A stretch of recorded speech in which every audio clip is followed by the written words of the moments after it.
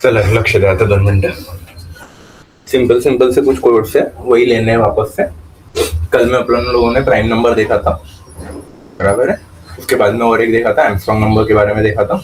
एम्स्ट्रॉन्ग number म्हणजे काय, sorry एम्स्ट्रॉन्ग मतलब बघितला आपण, पॅलिंड्रोम बघितला था। पॅलिंड्रोम म्हणजे क्या था, 121 इन शॉर्ट। अगर इधर से पढ़ो उधर से पढ़ो एक ही बात है, तो फिर उसको अपन क्या बोलते थे, पैलिंड्रोम बोलते थे। वैसे ही आज हम लोगों को पहले चेक करना है फॉर अबाउट एम्स्ट्रॉन्ग नंबर। ठीक है, डिजिट का नंबर है उसका उतना पावर। जैसे फॉर एन एग्जांपल, अगर मान के चलो मैंने यहाँ पे बोल दिया कि मेरे पास में नंबर है 1 और 9, तो इसमें टोटल डिजिट्स कितने हो गए, 2। तो फिर 1 to the power of 2 plus 9 to the power of 2। अगर इसका वापस से आंसर अगर 19 आता है तो फिर मैं इसको क्या बोलूंगा, it is an Armstrong number. Otherwise इसको बोला जाएगा it's not an Armstrong number, बराबर है। तो ऐसा एक एग्जांपल जो सबसे ज्यादा फेमस है, that is 153। Reason behind that, ऐसा कैलकुलेशन इजी है, बाकी कहीं ठीक। 153 में टोटल नंबर ऑफ डिजिट्स कितने, 3। तो फिर क्या होगा, 1 to the power of 3 plus 5 to the power of 3 plus 3 to the power of 3। ठीक है, अब इसको पहले अपन अपने ट्रेडिशनल वे से सॉल्व करने के लिए ट्राई करेंगे, बाद में फिर अपन पाइथन के थ्रू इसको बहुत इजीली सॉल्व कर लेंगे। ठीक है, ट्रेडिशनल वे से अगर सॉल्व करना होता तो क्या करना पड़ता था, पहले तो उसकी लेंथ फाइंड आउट करनी है। लेंथ फाइंड आउट करने के लिए क्या करोगे, ट्रेडिशनल वे। ऐसा समझो कि आप लोगों के पास में अभी फिलहाल में पाइथन नहीं है, सिर्फ सी और सी प्लस प्लस के बेसिस पे सॉल्व करना है। फिर क्या करते थे, वो मॉड ऑफ 10 स्लैश ऑफ 10 का कंसेप्ट याद है। किसी भी नंबर को अगर मैं 10 से डिवाइड करता हूँ तो नंबर का रिमाइंडर कितना मिलता है, लास्ट डिजिट, और क्वेश्चन कितना मिलता है, लास्ट डिजिट छोड़ के बाकी के नंबर, बराबर है। अब अगर मैं 153 ये नंबर है मेरे पास में, ठीक है, इसको डिवाइड करता चलूंगा जब तक ये नंबर कितना नहीं बन जाता है, 0 नहीं बनता तब तक। और ये कितनी बार डिवाइड हो रहा है ये मैं एक काउंटर वेरिएबल में स्टोर करता था, बराबर है। तो जैसे 153 को पहली बार जब मैंने डिवाइड किया तो मैंने अब काउंटर वेरिएबल को 0 की जगह पे बना दिया 1। फिर कितना बचा, 15 बचा। फिर 15 आया तो मैंने इसको बना दिया 2। फिर कितना बचा, 1 बचा, तो फिर मैंने इसको बना दिया 3। इस वे से मेरे को पहले क्या निकालना पड़ता था, इसका लेंथ निकालना पड़ता था, बराबर है। अब ये सब करते करते मैंने 153 को क्या बना दिया, 0 बना दिया। इसलिए पहले ही मुझे क्या करना पड़ता था, 153 को एक किसी तो भी टेम्पररी वेरिएबल में स्टोर करके रखना पड़ता। चलो पहले अभी इसका कोड देखते हैं। लेट अस से n नाम का मेरे पास में एक वेरिएबल है जिसमें वैल्यू कितना है, 153। काउंटर वेरिएबल लेंथ के लिए मैंने बाय डिफॉल्ट कितना ले लिया, 0 ले लिया। While n is greater than 0, तब तक मुझे क्या करना है, तब तक मुझे हर बार l इक्वल्स टू l+1 करना है, और यहाँ पे n equals to n double slash of 10 करना है, बराबर है। इतना करने से क्या मिल रहा, पहले n की वैल्यू 153, l की वैल्यू 0। जैसी लूप में आया वैसी l की वैल्यू कितनी हो गई अभी 1, और n की वैल्यू कितनी बन जाएंगी 1 5, बराबर है। किसी भी नंबर को अगर मैं 10 से डिवाइड करता हूँ तो रिमाइंड क्वेश्चन कितना मिलेगा, लास्ट डिजिट छोड़ के बाकी के नंबर, तो कितना मिला 15। वापस जाएगा, n की वैल्यू 15 है which is greater than 0, true, इसलिए अंदर आया। अंदर आने के बाद में अब l की वैल्यू कितनी हो जाएंगी 2।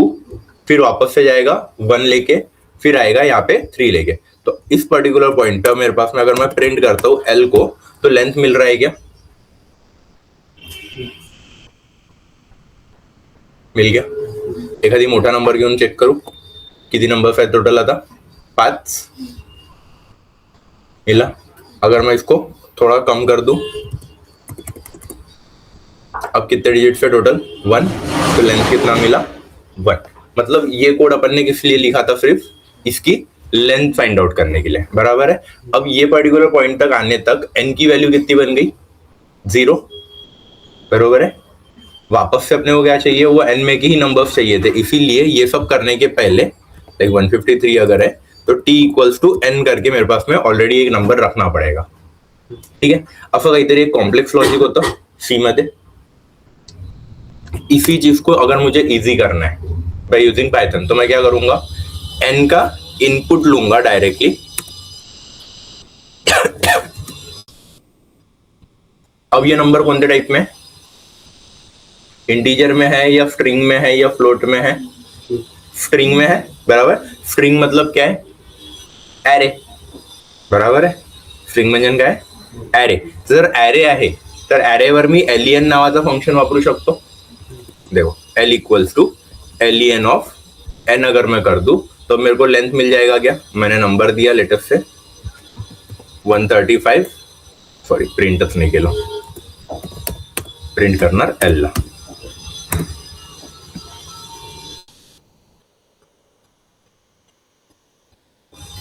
वन 156 आउटपुट कितना है 3. फिर से अगर मैं रन करता हूँ, एक आधी बड़ा नंबर दे दिया, अब कितने है 4, तो लेंथ कितना मिल गया 4. और एन मेरा एज इट इज है, एन के साथ में कुछ हुआ क्या, नहीं हुआ. तो मेरे को अभी एक्स्ट्रा वेरिएबल लेने की जरूरत है क्या, नहीं है. इथपर्यंत समज लो पक्क. आता काय करायचंय, प्रत्येक डिजिट वेगळा पाहिजे ना आपल्याला. का बरं, कारण की प्रत्येक डिजिटचा to the power of L घ्यावं लागेल. आता प्रत्येक डिजिट कसं आणाल, फॉर एक्स इन एन केलं तर चालेल. का बरं, कारण की एन काय ॲरे आहे, बरोबर.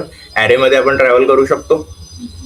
आठवलं, फॉर एक्स इन ए वगैरे करायचो आपण. ए नावाचा एक ॲरे होता आणि त्याच्यामध्ये आपण ट्रॅव्हल करत होतो. प्रत्येक एलिमेंट एक एक एक एक करून कशात येणार होता, एक्स मध्ये येत होता.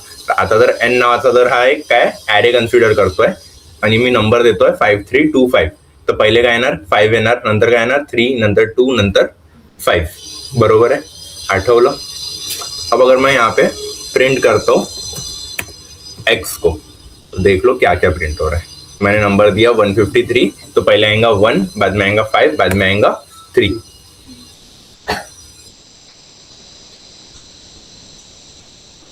समझा, इतना क्लियर है.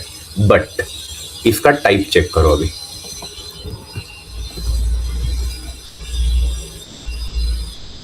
कोई भी नंबर दे रहा हूं मैं रैंडम में, इसका टाइप क्या आ रहा है, स्ट्रिंग. अपने को क्या निकालना है, इसका टू द पावर, मतलब एक्सपोनेंशियल. पर एक्सपोनेंशियल के बारे में अपने को पता है कि एक्सपोनेंशियल कौन से टाइप का है, अरिथमेटिक ऑपरेटर. अरिथमेटिक ऑपरेटर क्या बोलता है, इधर भी नंबर चाहिए और आउटपुट में भी क्या मिलेगा, नंबर मिलेगा, बरोबर. अरिथमेटिक ऑपरेटरचा जेव्हा आपण सिंटॅक्स शिकलो होतो तेव्हा आपण काय शिकलो होतो, storing variable equals to first variable operator second variable numerical input numerical output. तो अब ये न्यूमेरिकल है क्या, स्ट्रिंग मतलब नहीं, तो इसको कन्वर्ट करना पड़ेगा. तो टाइप कास्टिंग नाम का एक टॉपिक अपन ने ऑलरेडी पढ़ा हुआ है. उसमें हम लोगों ने स्ट्रिंग को अगर इंटीजर करना है तो एक फंक्शन पढ़ा था इंट नाम का, बरोबर आहे. तर जर समजा आता मी इथे जर केला X equals to int of X, तर आता हाच डेटा टाइप जो इथे स्ट्रिंग होता तो आता इंटीजर बनला का, बराबर है. मतलब अब मेरा जो एक्स है ये कौन से टाइप का है, अभी इंटीजर टाइप का. तो अगर मैंने अब यहाँ पे k equals to X to the power of L किया तो चलेगा. तो प्रिंट करता हूं अभी मैं k को. मैंने नंबर लिया 19. किती डिजिट आहे टोटल, 2, बरोबर आहे. कोणते कोणते डिजिट आहे, 1 आणि 9. 1 to the power of 2 1, 9 to the power of 2 18 की 81 81. हॅलो, बरोबर आहे. आपल्याला हे नंबर्स पाहिजे नाही का, नाही. काय पाहिजे नाही, मग यांची सम. तर मग काय कराल, by default sum equals to by default 0. हर बार जहां पे k आ रहा है वहां पे क्या करोगे, sum equals to sum plus k. द्यायची गरज नव्हती, दिली तरी काही हरकत नहीं है. पण अब अगर मैं पूरा लूप खत्म होने के बाद में यहाँ पे प्रिंट करूं सम को तो चलेगा. मैंने नंबर दिया 152 दे देता हूं मैं फिलहाल के लिए. कितनी नंबर है टोटल, 3. तो 1 to the power of 3 plus 5 to the power of 3 plus 2 to the power of 3. 1 to the power of 3 किती होणार 1, 5 to the power of 3 125, 2 to the power of 3 8. 8 आणि 1 9, 125 प्लस 9 134, बराबर है. यही आने को ना आउटपुट आ गया क्या, बराबर है. अब अगर मैंने नंबर दे दिया लेटेस्ट से, फिर से इसको रन कर रहा हूं. अब मैंने नंबर दिया 153, तो क्या होगा 1 प्लस 125 प्लस 27, ये होता है 153. तो आ गया क्या वापस से 153.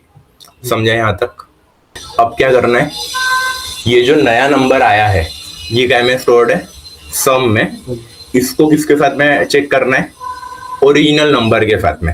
अब चेक करने के लिए हम लोग कौन सा ऑपरेटर यूज करेंगे, इक्वल इक्वल टू। हा कोणत्या टाइपचा ऑपरेटर है,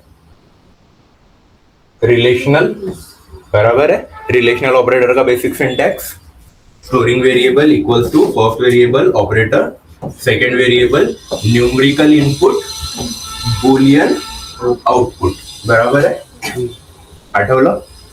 अब फर्स्ट वाला अपना क्या है, सम है, ये तो चलो इंटीजर में है, बराबर है। लेकिन सेकंड किसको चेक करना है, एन को चेक करना है। ये कौन से टाइप में है, स्ट्रिंग में, तो ये न्यूमेरिकल इनपुट होगा क्या, नहीं। इसीलिए जब आप लोग चेक करोगे तब एन को भी वापस से इंटीजर में कन्वर्ट करना पड़ेगा। अब अगर मैंने यहाँ पे ऐसा लिखा तो चलेगा, if sum equal equal to integer of N, अगर ये दोनों सेम है तो मैं बोलता हूं इट्स एमस्ट्रॉन्ग, एल्स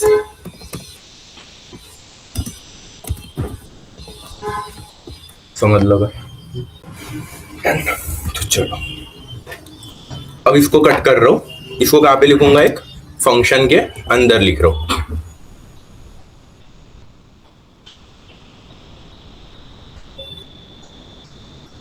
कुंडों को पकड़ लो तू ना, इसको कहां पे लिखा, भी एक फंक्शन के अंदर। ये जो नंबर इधर से जा रहा था इसकी जगह पे अब मैं क्या करता, इसको एज एन पैरामीटर ले लूंगा और इसको कहां पे सेंड करूंगा,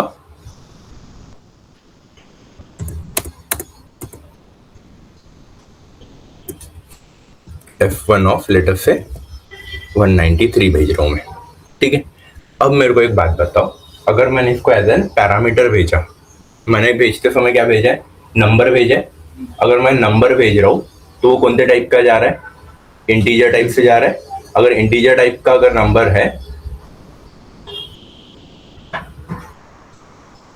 इंटीजर टाइप का अगर नंबर है, ऊपर अपन ने क्या कंसीडर करके चला था, क्या है ये सामने आ जा, सामने बैठ जा।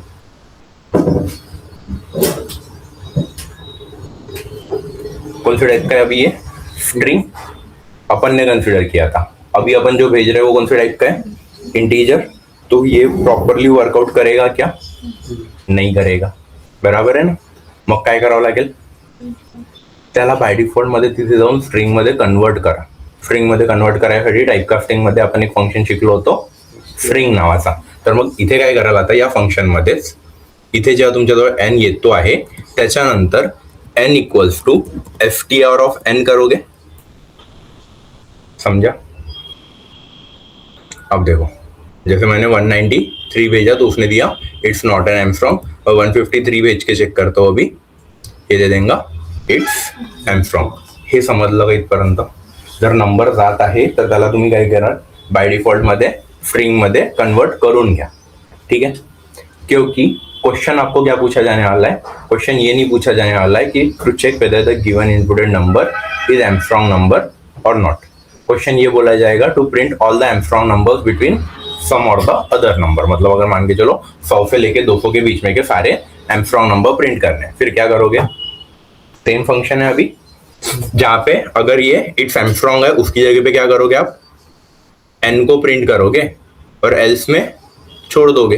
अगर कुछ भी नहीं लिखना है तो नहीं भी लिखा तो भी चल जाएगा।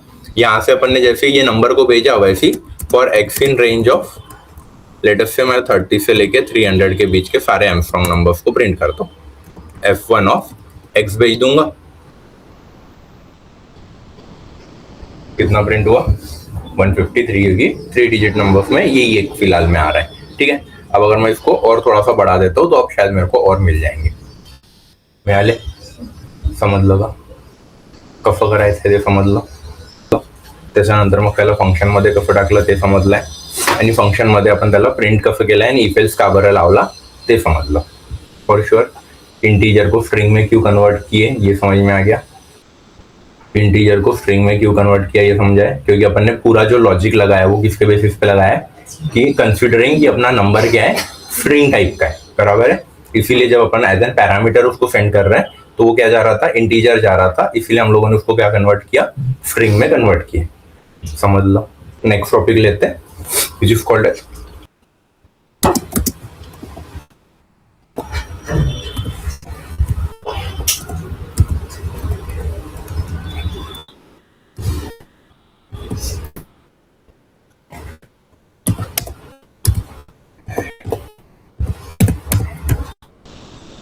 ये एक एरे दिया हुआ है, कोणत्या टाइप का एरे, लिस्ट आहे फॉर शुअर। याच्यामध्ये डुप्लिकेट व्हॅल्यूज चालतात की नाही चालत, चालते। तर आता मी जर याच्यामध्ये 13 आणि 13 दोनदा लिहिलेला आहे या 28 दोनदा लिहिलेला आहे, चालेल।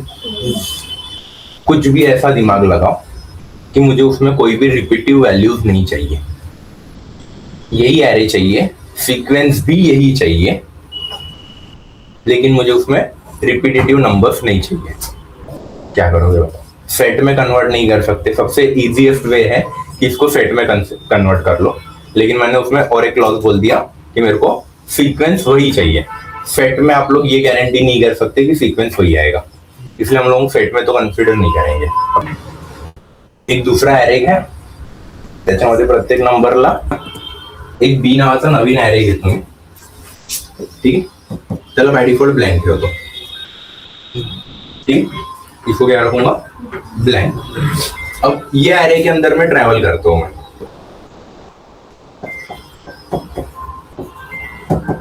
इसका मीनिंग क्या होगा, ए में के सारे वैल्यूज एक एक एक करके कहां पे आएंगे, एक्स में आने वाले, बराबर है। अब ये चेक करूंगा कि एक्स ये वैल्यू बी में है या नहीं है, अगर है तो स्किप कर दूंगा, और अगर नहीं है तो उसमें जाके अपेंड कर दूंगा। जैसे फर्स्ट टाइम जब 13 आएगा, 13 इन बी ट्रू है या फॉल्स है, 13 इन बी फर्स्ट टाइम जब आ रहा है तब ट्रू है या फॉल्स है, फॉल्स है, क्योंकि है क्या वहां पे, नहीं है। तो फिर क्या करूंगा, बी डॉट अपेंड, किसको अपेंड करूंगा, एक्स को अपेंड करूंगा, बराबर है। अब ये बी में क्या वैल्यू बन गई, 13 बन गई, बराबर है। उसके बाद में 28 भी आ जाएगा, उसके बाद में सारे नंबर्स आएंगे।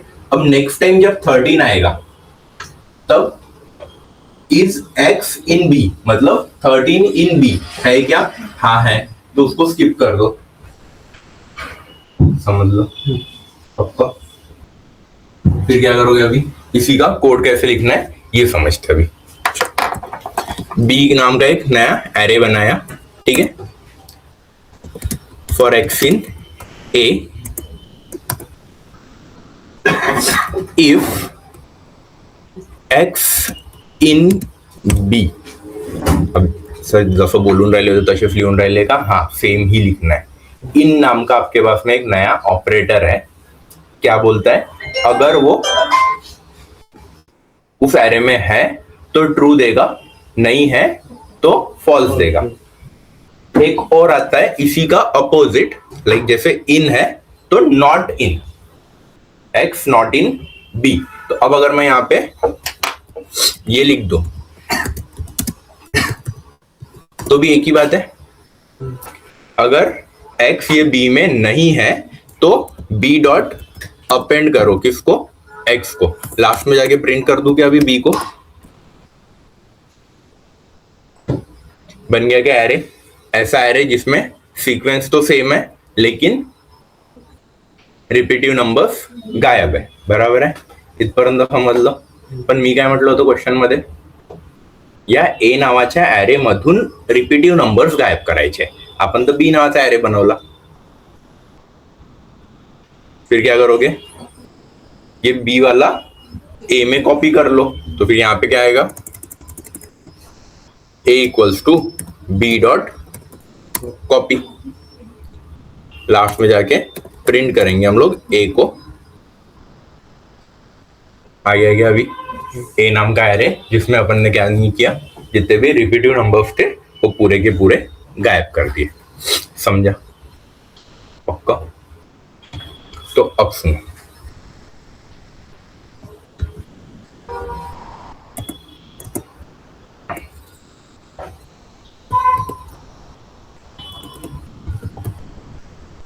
इस पर्टिकुलर एरे में मैन्युअली बता दे रहा हूँ कि 13 ये 4 टाइम है, ठीक है। पहली बार यहां पर है, ये दूसरा, ये तीसरा और ये चौथा, ठीक है। कोड बोलता है अगर एक एरे बनाना है पहले जिसमें के सारे यूनिक नंबर्स हो, ठीक है, और एक दूसरा एरे बनाना है जिसमें सारे के सारे डुप्लीकेट नंबर्स हो, ठीक आहे। म्हणजे आता जसं 13 बद्दल जर बोलायचं म्हटलं तर ए नावाचा हा जो ॲरे आहे हा काय ऍज इट इज आहे, बी मध्ये काय येणार सगळे युनिक नंबर, पहिले 13 येणार, नंतर 28 येणार, नंतर 59 येणार, नंतर 34 येणार, बराबर है। वो फक्त इसके आगे भी और कुछ है लाइक 33 वगैरह आ जाएगा, ठीक है। अब बी सी नाम का और एक एरे बनाना है जिसमें सिर्फ ऐसे नंबर्स डालने हैं जो क्या है रिपीट हो रहे हैं, ठीक है। तो अब इसमें कौन सा आएगा 13 आएगा, उसके बाद में 28 आएगा, ठीक है। और फिर से ये 13 आएगा और आगे वाला भी 13 आएगा, ठीक है। बट द कोड इज आपको इसमें भी यूनिक नंबर्स ही रखने हैं। इसमें भी ये जैसे यहाँ पे 13 और यहाँ पे 13 रिपीट हो गया ना, ये रिपीट नहीं होने को ना, अगर एक बार आ गया तो आ गया, उसके बाद में फिर से नहीं आने को ना। क्वेश्चन समझ ला। 13 कितनी बार है 4 बार है, ठीक है। यूनिक वाले एलिमेंट्स के अंदर में भी 13 आ रहा है ऑलरेडी, यूनिक का तो अभी अपन ने देख लिया यूनिक एलिमेंट्स कैसे बनाने, ठीक है। अब बोला गया है अगर डुप्लीकेट एलिमेंट्स है तो, लेकिन डुप्लीकेट एलिमेंट्स कहाँ पे स्टोर कर रहे हैं हम लोग बी नाम के वेरिएबल में, तो यहाँ पे भी 13 आएगा, 28 आएगा, वापस से 13 आने वाला था, बराबर है।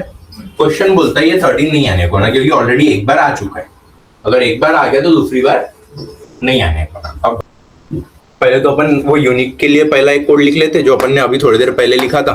क्या लिखा था, बी नाम का एक एरे बनाया, उसके बाद में for x in A if x not in B, तो B dot append of x, लेकिन अगर है तो कहां पे अपेंड करना है सी में, तो सी डॉट अपेंड कर देता हूं मैं फिलहाल में किसको एक्स को, और सी नाम का भी मैंने क्या बना दिया एक अरे बना दिया।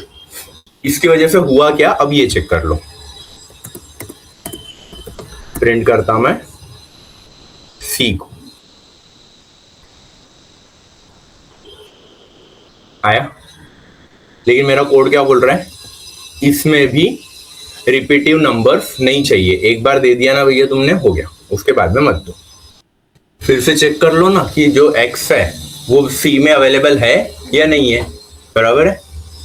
नेस्टेड इफ एल्सचा कन्सेप्ट आठवला का आता थोडासा, काय येणार मग आता इथे